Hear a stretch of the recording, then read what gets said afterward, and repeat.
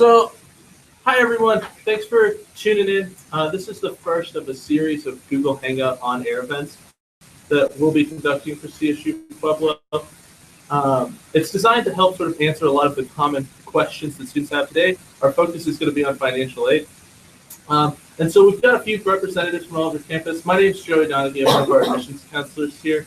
And we have a representative from the financial aid office and a current student as well to sort of give you a unique perspective on the financial aid process kind of from all angles. So I'll let them sort of introduce themselves. Hello, my name is Johnny Moore. I'm a financial aid counselor here at CSU-Pueblo. Hi, I'm Nolene. Okay, so first, kind of off the top, what is financial aid? So financial aid is money provided by organizations, institutions, and the federal government to help you pay for the college expenses. It can help go toward tuition and fees, books and supplies, housing, all that type of stuff. Okay, are there sort of different types of financial aid? Sure, there's absolutely different types of financial aid. The biggest type is federal financial aid. This is put aside by the Department of Education. There's about $150 billion made available to students every year to help them pay for college expenses. And this is broken up through grants, loans, and work-study programs. Okay, so what is federal aid then? What kind of delineates that from other forms of aid? So the federal aid is kind of what I was speaking to, as opposed to private aid, where it's an outside organization, a private company giving people money to go to school. Usually we see those in the form of scholarships. Just specific examples of federal aid are grants, which is money that does not have to be repaid. Loans at a lower interest rate than most people could get on the private market, with usually more lenient payback terms and repayment options, and then a work study. Okay, so who gets federal aid? How do you sort of qualify for that? Students must complete a FAFSA. You have to be a U.S. citizen or an eligible non-citizen. You have to have a social security number. You also have to prove that you're ready for college. So usually you do that either through a high school diploma or by passing the GED. So what is a FAFSA? Your FAFSA is your free application for federal student aid. Okay. So it's kind of an application that will give you a little bit of time to do, but it's really important because that's how we're able to predict how much aid they offer. Right, how much you're eligible for. I really want to hit on the FAFSA. Right? The first part of that is free. Never pay someone to help you complete your FAFSA. Use the resources available to you. Use any local colleges. Feel free to contact us directly. We're happy to walk you through the FAFSA. Actually, today's a great example of that.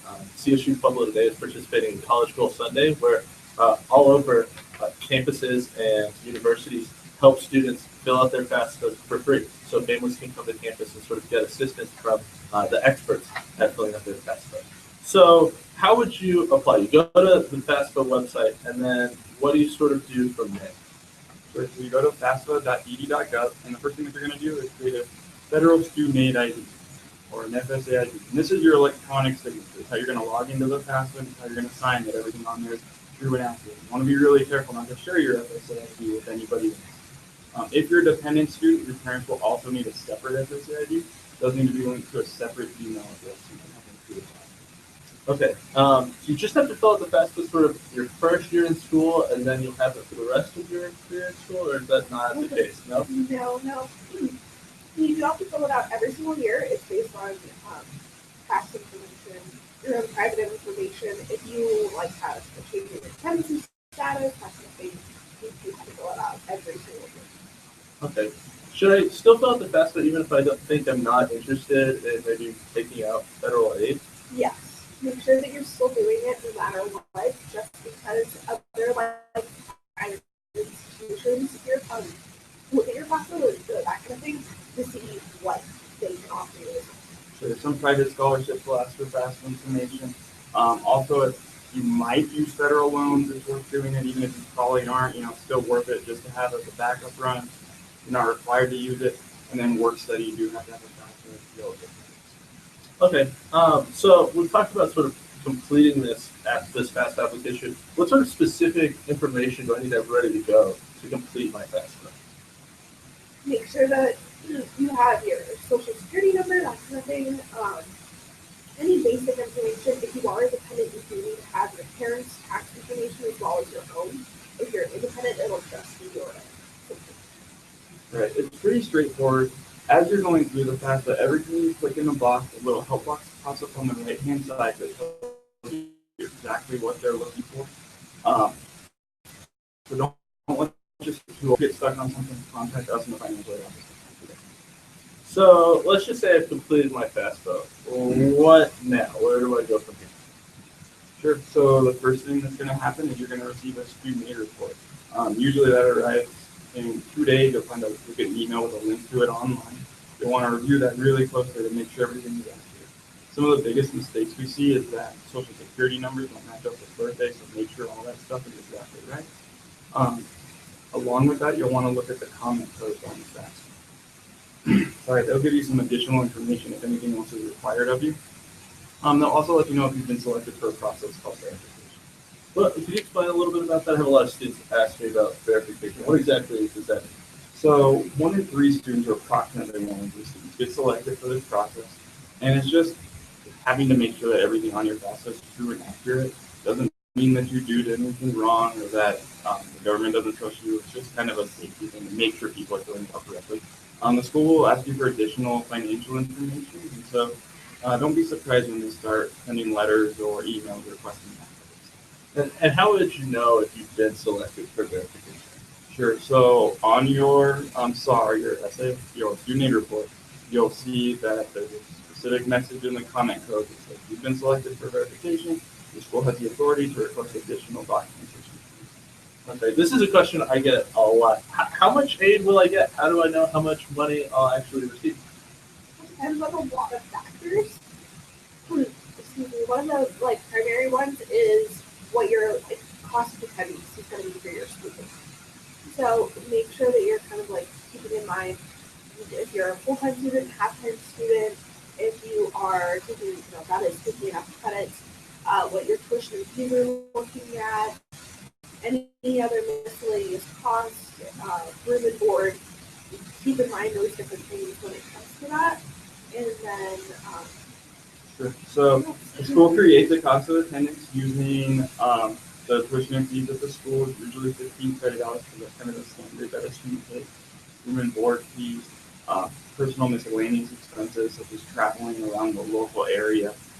Lots of times classes will have projects when you have to leave campus, and so those kind of expenses are included in this cost of attendance budget. And we determine your need, so whether you have any financial need, by taking that number and then subtracting the expected family contribution that comes from the FAFSA. And so that's kind of the number that the FAFSA says you could be able to pay toward your education. That's not necessarily what you'll be billed, but it's just the number that the government says you guys could contribute. And then determining your need, after that's been determined, we're able to see what kind of aid you're eligible for. So I've received this package now. The school told me this is all the aid I'm eligible for. Do I have to take all of that in? No, absolutely not. By completing the FAFSA, you're not making yourself liable for anything, right? You have the option to decline loans at any point during the school year. So you could even, in theory, maybe it looks like you're going to need a loan at the start of the school year. You're able to find a job, money comes in from somewhere else. You could cancel that loan at any point. You're not required to take it if the government offers. be careful with your loans. Don't take out excessive amounts of loans if you don't actually need it. Take care of your future. Those are things you do have to pay back. Absolutely. Loans are meant to help you pay for school, and if that's what you're using them for, awesome, that's exactly right.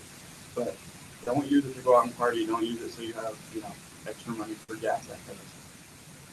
Okay, so is that it? Am I sort of done now at CSU-Pueblo as far as the admissions or the financial aid process goes? If I complete my FAFSA, get all those documents in, am I kind of done?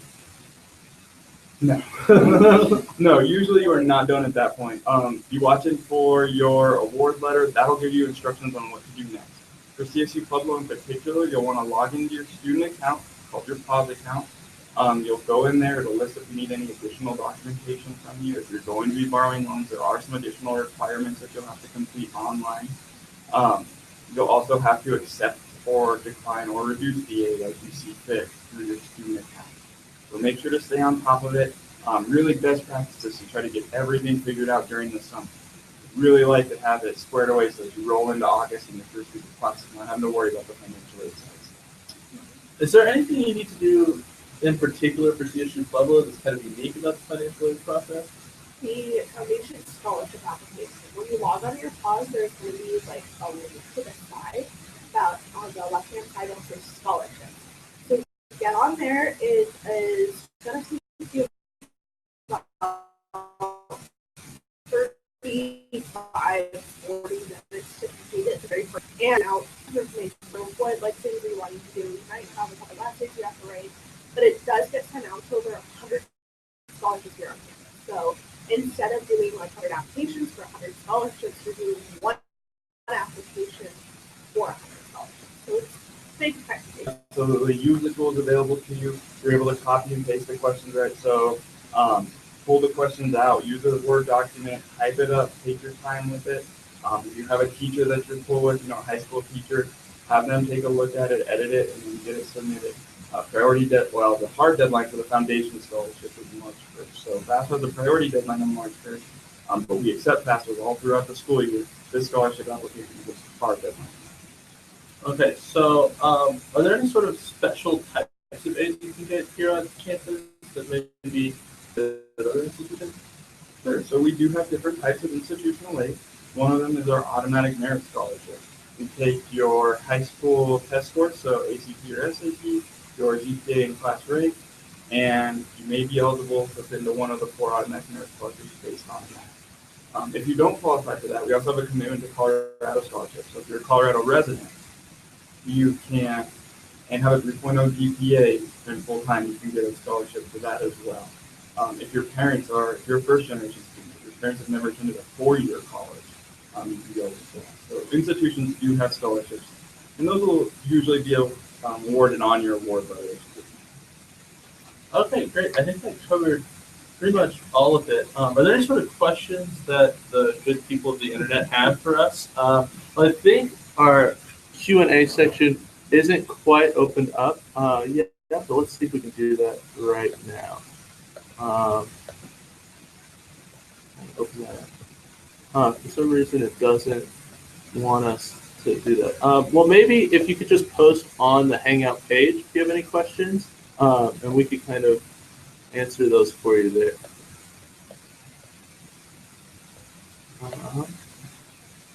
Doesn't really look like we have anyone on the page from what I can see. Okay. If you have any questions later, feel free to email the financial aid office. Our email address is just financialaid@CSU-Pueblo.edu. Once again, it's financialaid@CSU-Pueblo.edu. We'll respond as quickly as we're able to any specific questions. All right. Well, perfect. Hey, thanks, Ben and Ollie. We appreciate your time, y'all. Hopefully this is helpful. All right. Thanks, Joey. Go Thunderbolts.